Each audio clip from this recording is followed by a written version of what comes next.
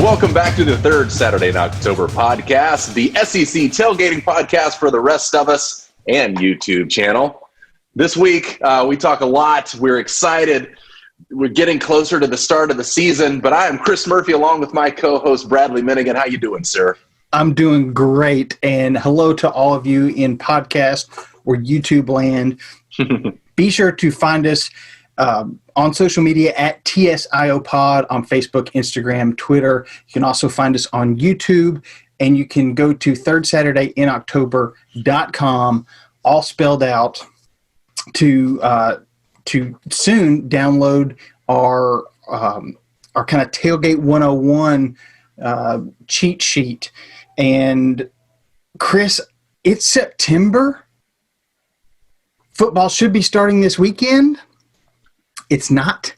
That's okay. Well, I guess we did have Austin P play somebody here this last weekend, but it's September. The SEC is kicking off in just a few weeks. I can't wait to dive into that.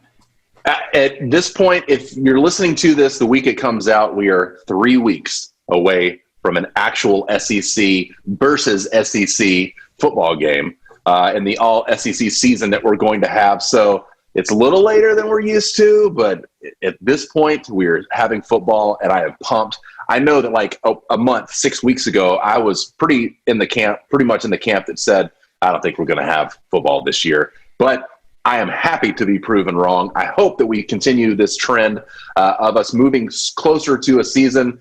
3 weeks away, buddy. The saying has never been sweeter, better late than never than right now. 100% true. So let's just dive right into this episode of Third Saturday in October. So Chris, 3 weeks away. Yeah. I can handle 3 weeks away. Yeah. I can almost count that on my fingers and toes. So, right.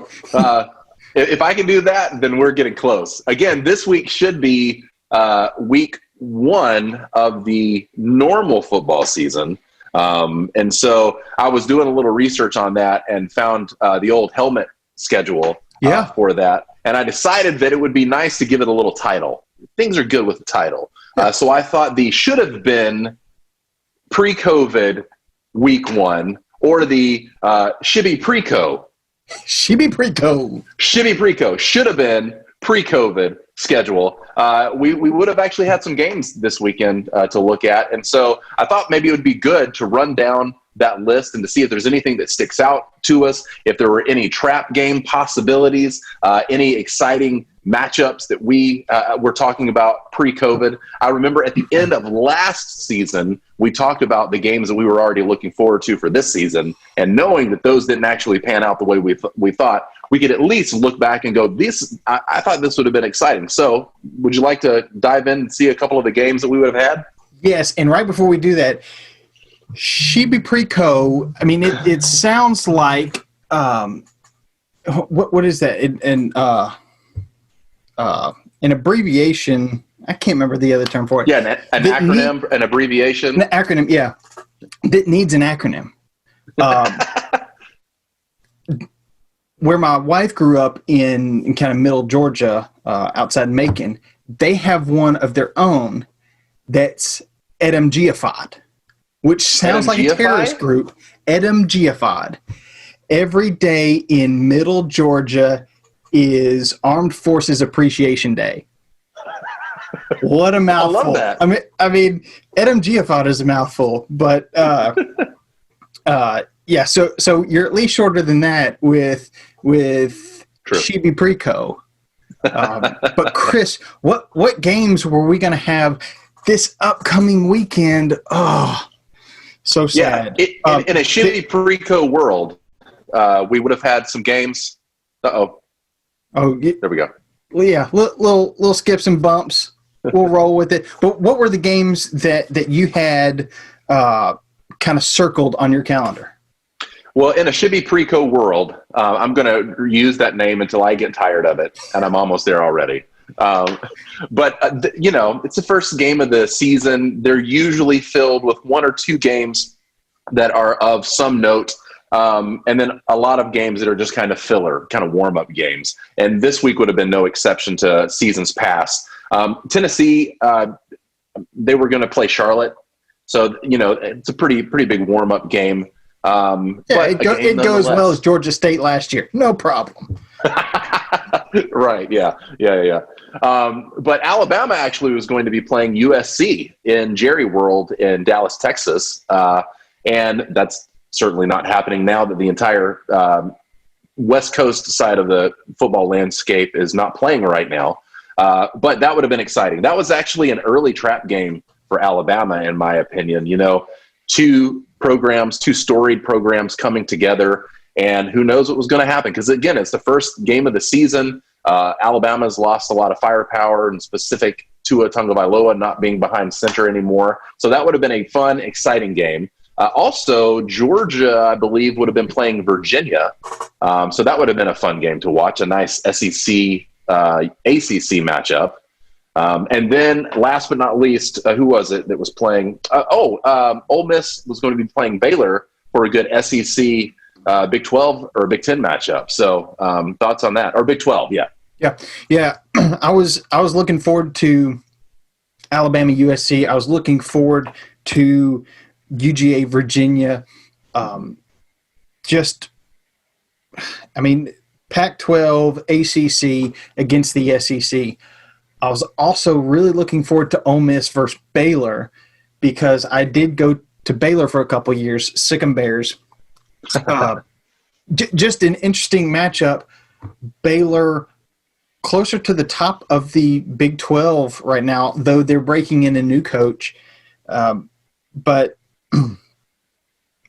Ole Miss with Lane Kiffin, I don't know that you can count them out. Yeah.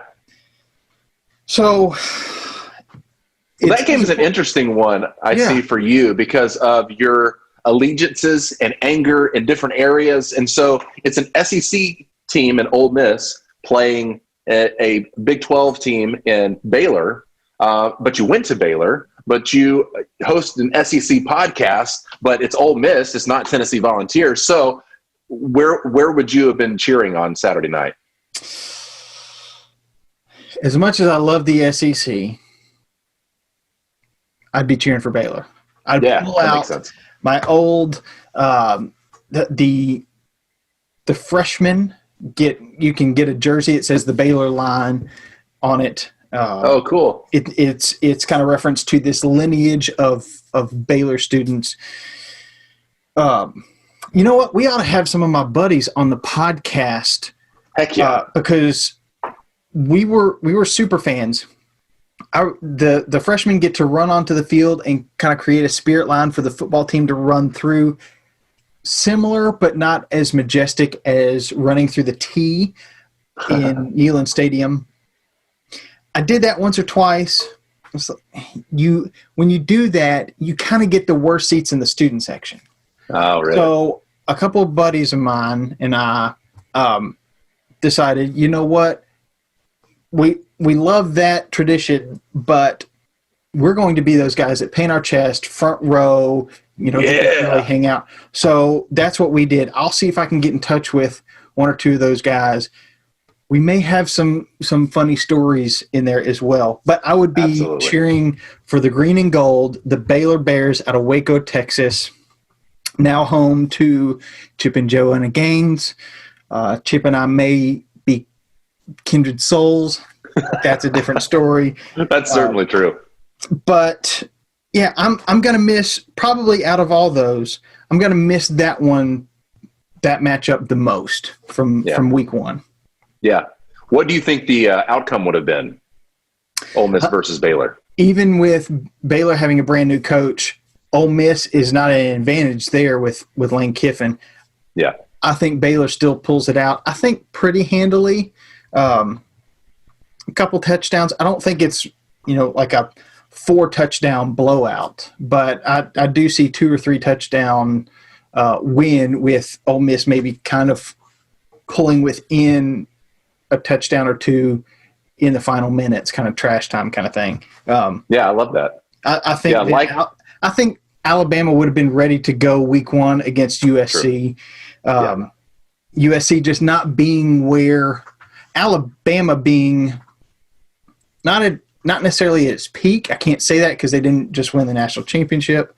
Sure. But still, you're looking at top 3, maybe top 4 programs in the country. USC can't keep up. Yeah. And then I think UGA, having lost some talent, I think is still the team to beat in the SEC East and handles Virginia fairly handily. Yeah, they would have played in Atlanta. The Georgia-Virginia game would have been in Atlanta. It's a home game for Georgia. Oh, yeah, absolutely. Yeah, I don't know where Baylor would have played. Let's see, trying to figure out. I guess they would have played at Ole Miss. That would not have been a specialty neutral site location for that one. And that's not a terrible trip. I mean, Waco is directly between Dallas and Austin. You just head east into Mississippi, just cross the state of Louisiana. That's not terrible. Yeah. I, like you, I think that I would have picked Baylor Bears to take that one. I also would have picked Georgia. The Alabama-USC game, I think that it would have been an Alabama victory. But similar to what you said about the Baylor game versus Ole Miss, that I think that Alabama would have won, but by only like maybe 34-24, something like that. Yeah. Like maybe a good 10-point, a good touchdown and field goal. Good, solid start to the season, but shaking out the jitters and getting excited there. So they would have won, but it wouldn't have been a spectacular win. I hear you. We got to just leave week 1 in the past. Let's talk about some players opting out of the season. Back in the reality away from Shibby Preco. Yeah. Shibby Preco. Shibby. You counted up 24 players from the SEC, which is a lot more than I was seeing. Just shows that I've got a baby at home and can't keep up with everything. I'm not getting enough sleep to count. I won't hold you to it, man. Again, this is the tailgating podcast for the rest of us. This is more hangout chat and less stats. More chat, less stats around the tailgate there. But yes, 24. I found an athlonsports.com article that kind of has a running total of all student athletes from all colleges, even in conferences that aren't currently going to play.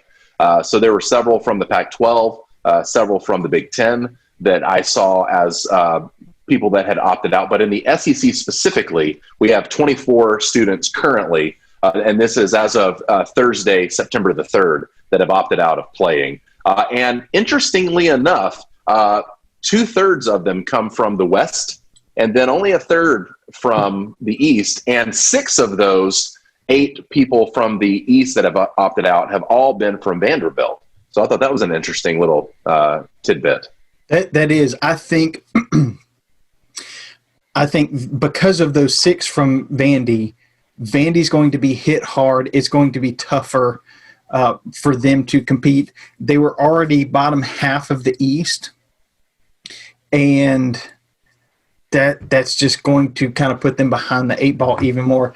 What's interesting from the West, there are 3 from Auburn, couple from A&M, a couple from Arkansas, but LSU, who lost a lot of talent last year, now has 4 players already opting out, including wide receiver, is it number 8, Chase? Yeah, Jamar Chase, yeah.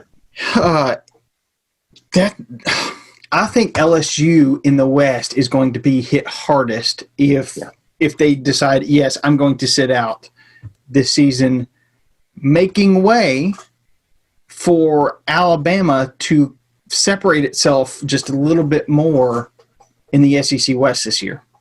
Agreed. Yeah. And on that note, interestingly enough, no one from Alabama or Tennessee at this stage in the game have opted out. Let's keep it that way. Yeah, agreed. And usually, so I'm seeing 2 things right now. Either you're opting out because you're preparing for the NFL draft, which seems like the case in Jamar Chase's situation. Because at this point, I think Todd McShay has him top 5, if not top 3 of people that are going into the NFL next year. He thinks he should be, Jamar Chase, at this point in the game, again, preseason, a top 3 or a top 5 pick to go to the NFL. So that makes sense for him. The other instance I'm seeing is just health related in general. Maybe they don't think that they're either going to get a lot of playing time. So why risk being around all those extra people that you could potentially contract COVID from? So either high draft prospect or safety, and I don't know that I'm going to be playing anyway, so I'm not going to take any chances until we have a pill that we can take to get rid of this, or a shot, or some sort of vaccine. Well, and also this year eligibility wise doesn't count. It's true. So you can play 6 years of college football, a red shirt, play 4 years, and this year including. What's going to be interesting, and this thought just occurred to me, are the ones who are opting out so they can prepare for the draft.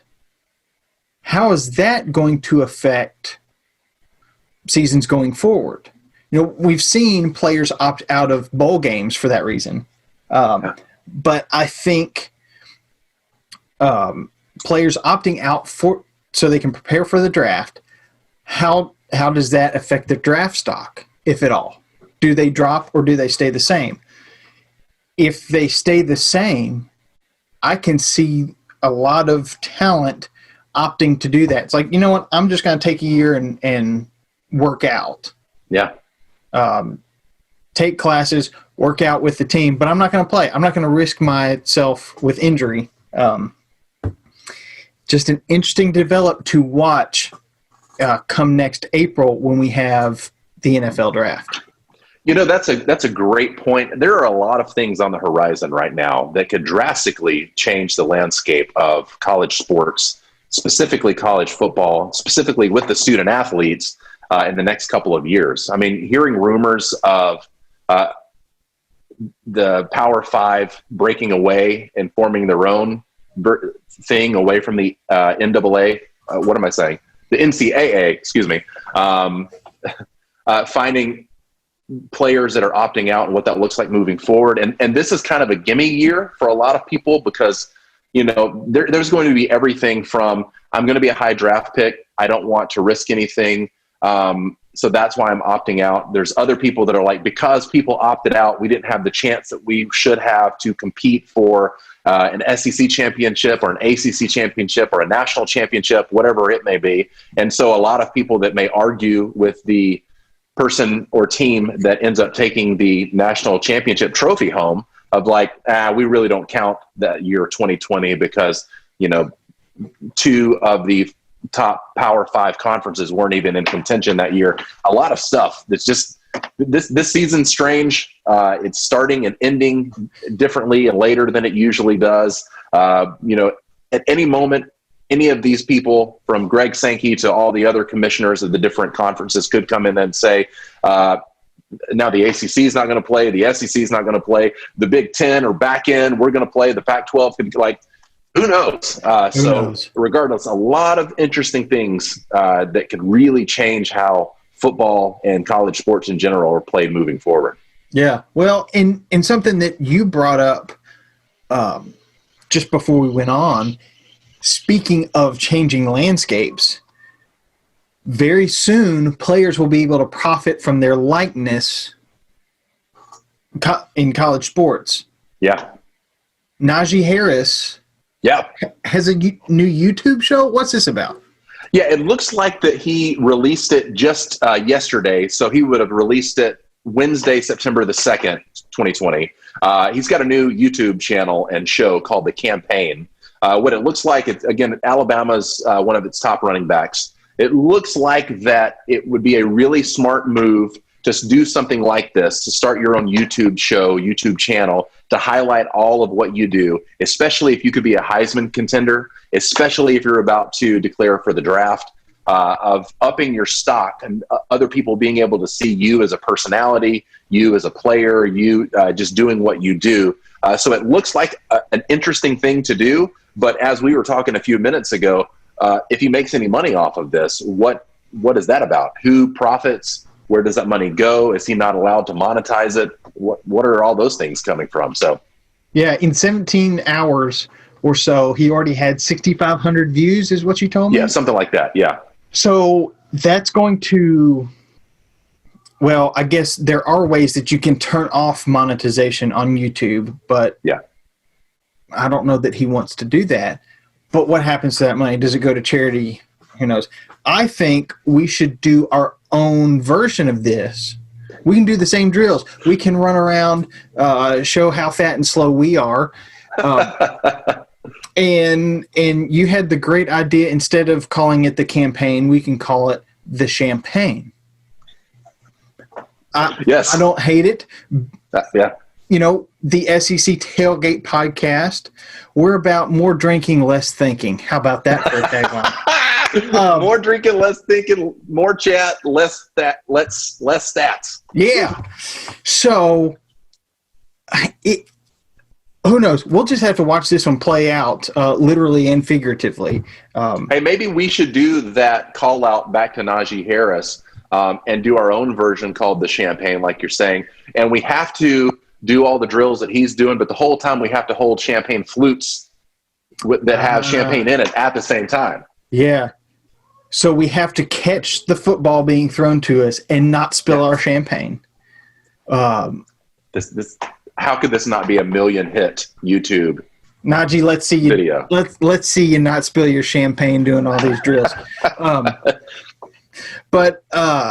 Yeah, I mean, good for him, or his circle around him saying, "Hey, let's capitalize on this," even if it's not to capitalize monetarily, which I don't know how it can't be. Yeah, it's just building talk about him before the draft, before the Heisman campaign gets really kicked off. All that, just get the word out, get your name out there. Here's an interesting thing. I actually think we talked about this last season on the podcast, but I believe there was a kicker.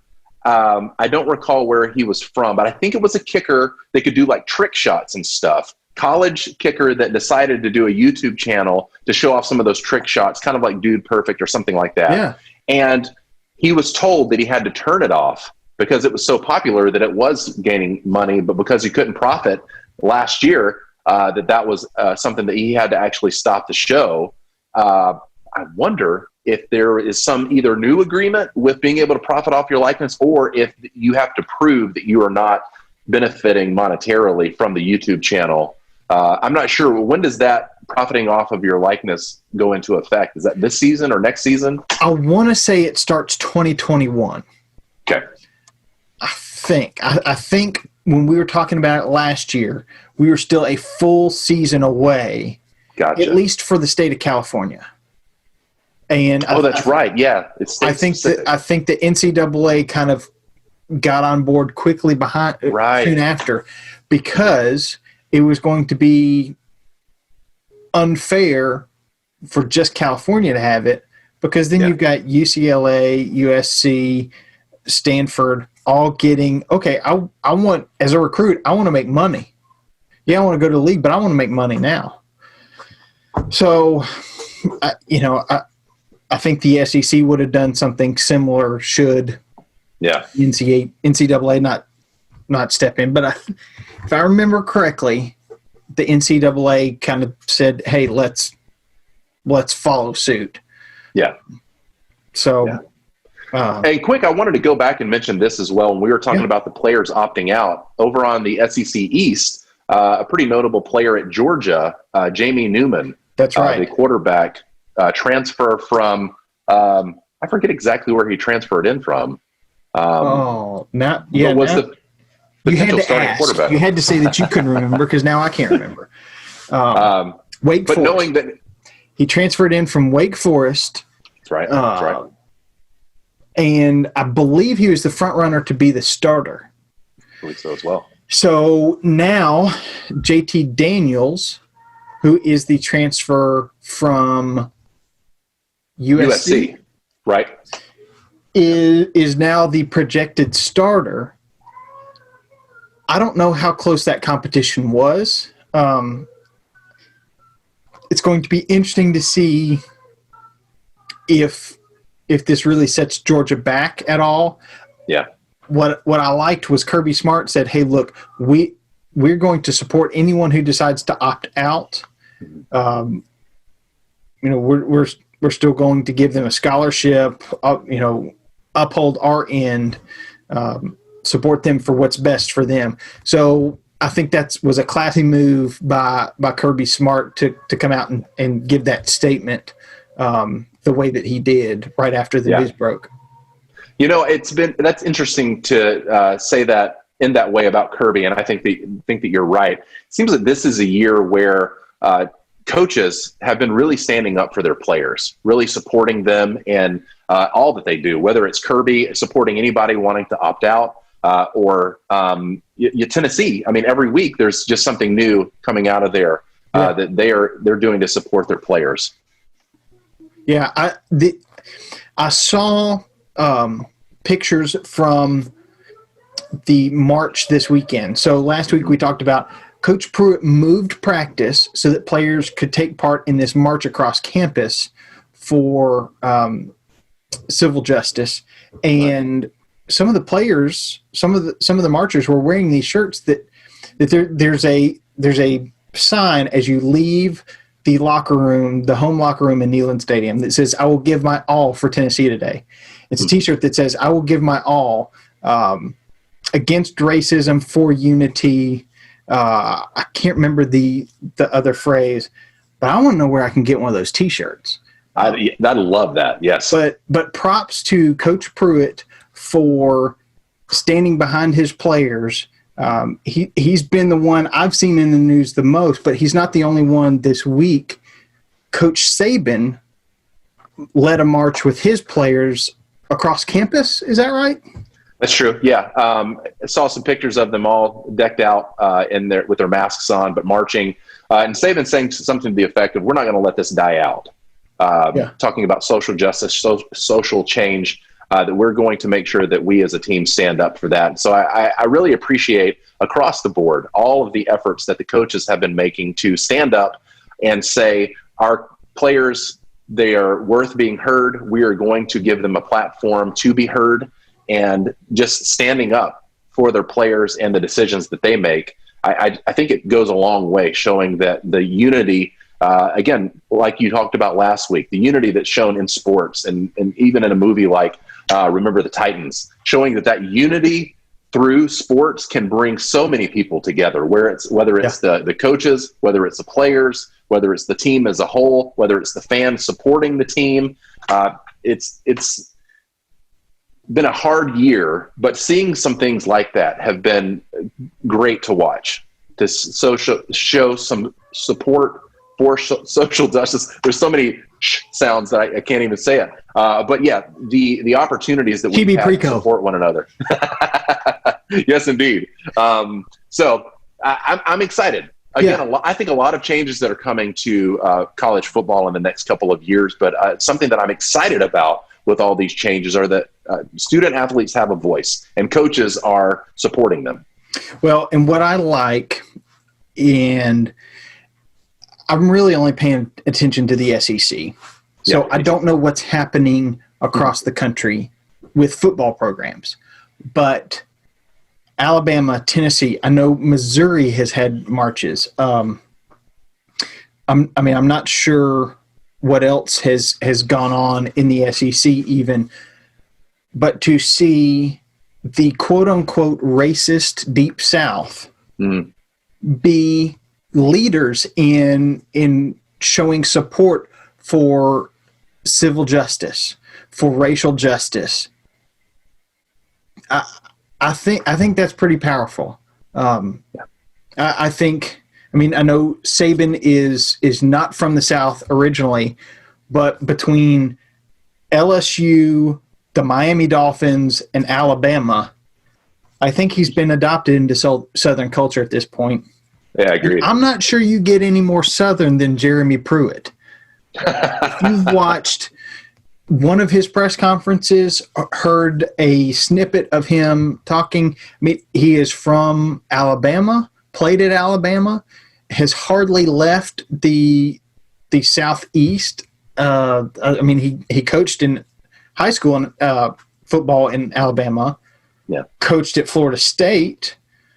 Now coaches at Tennessee after being assistant also at Georgia and Alabama. Do you get any more Southern than Jeremy Pruitt? I don't think so. That's true. I would, and I don't say this just because I'm a Tennessee fan, but just it seems like he's doing the most to stand behind his players. Yeah. Let's go. I love it. Yeah. And tying all of this in together with social justice, our talking about our Shibby Preco week 1 that should have been happening this weekend with Alabama and USC, and tying all of that back into, I believe this would have been an interesting year to have Alabama and USC play each other because of the history. I could be wrong, but if I'm remembering this correctly, it was the Alabama versus USC game that happened back in the 60s that Paul Bear Bryant, coach of Alabama Crimson Tide, went and played.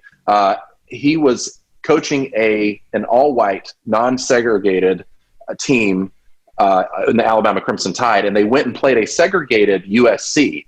And that is when he saw and made the decision of this is something that we don't need to stand for back in the 60s, over 50 years ago now. Yeah. You mean or around that time. A desegregated USC team? Yes. Thank you. Yes. Yeah. And so that was one of the things that it was that game that allowed him to think, I think that this needs to be something that we as a team are going to do, is to desegregate as well. What a cool thing to think about. I mean, just that history of that game, but very interesting to say the least. Yeah, Chris, I can almost smell the grass. Yeah, we are 3 weeks away, and I can't wait. I know that we are going to have a lot of fun on here for the next couple of weeks leading up to it. But can you imagine just 3 weeks from now, we're going to be watching our teams on our TVs with our snacks in our hands and enjoying it. I can taste it. Well, and I want to take this opportunity to announce that we will be doing a Zoom tailgate for week 1. We've got some stuff in the works. You'll hear about that later. But week 1, we will have an invite to a Zoom hangout, a Zoom meeting where we'll tailgate before the primetime games. We've got a lot of primetime games. And I'm kind of just making all this up. Chris, just hang on. I know it's your wife's birthday, so you may have some other stuff going on that evening. Though I do know Alabama plays in one of those primetime evening spots. Just saying. What do I do? You may wife or the team? You may have to have that phone, just down by your side, kind of watching the game, because I know you've got a text message thread going with your brother and your dad. Oh yeah. But we'll hang out for a little while before the games get started, those primetime games, and then we'll hang on that line through until the last game ends. Watch the game that you want to watch, but it'll just kind of be a free-for-all. We're going to have fun. It's going to be a digital tailgate for the ages. Love it. But I can't wait for week 1. Yeah. Let's Tennessee takes their team on the road to South Carolina. I'm pumped. I think the Vols are going to win. Oh yeah. Let's go. Yeah. I just want to stay for 3 weeks. Let's just get to kickoff. That's what we do. In between filming new episodes of The Champagne, we nap and hibernate so that we can get to 3 weeks from now even more. And to add to the excitement that I have leading into week 1 of the actual season that we now have. Not the Shibby Preco version, but the actual. We are going to dive in and have some fun then as well on the show each week, counting down our favorite tailgating snacks, drinks, all experiences, all of that. So we're going to have some fun with that. We really want to hear from everybody else and what their favorite items are that we're going to be bringing up week by week. So stay tuned and listen for the tailgating competition that we're going to be having starting week 1 of the season and moving all the way through until the finals. Yeah. So be sure to watch out for where you can vote for that. Be on the lookout for the Zoom link. The best way to know that you're going to have that Zoom link is to go to thirdsaturdayinoctober.com, sign up for our email list, because that will very soon, maybe even this weekend, get you a PDF of our favorite tailgate easy recipes and just kind of a tailgate 101 cheat sheet. So go there. Also, be sure to follow us on social media at TSIO Pod on Facebook, Instagram, Twitter. Find us on YouTube. Join in the conversation, because with a tailgate, the more the merrier, and social media allows us to stay physically, socially distant, but still social medially engaged. Can I say that? I think you said it. You did it. So that there you can let us know how you feel leading up to week 1, how you would have felt about your team's week 1 opponent should they have been playing this weekend our regular schedule. All that to say, roll Vols. Roll Vols, baby. Let's do it. 3 weeks.